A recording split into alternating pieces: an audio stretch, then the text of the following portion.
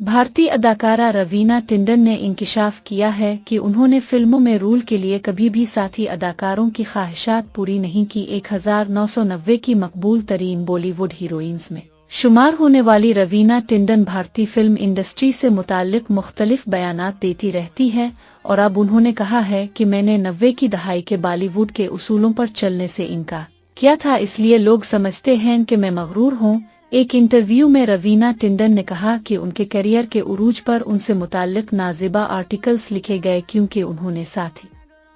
अदाकारों की ख्वाहिशात को पूरा नहीं किया था। रवीना टंडन ने कहा कि मेरे गॉडफादर्स नहीं, मैं कैंपस का हिस्सा नहीं थी और हीरोज मुझे प्रमोट नहीं करते थे। उन्होंने मजीद कहा कि मैं रोल्स के लिए हीरोज के साथ ताल्लुकात नहीं बनाती थी। अदाकारा ने कहा कि अक्सर मामलात में मुझे मगरूर समझा जाता क्योंकि मैं वो नहीं करती थी जो हीरोज चाहते थे कि इस वक्त हंसों जब वो चाहिए बैठूं, जब वो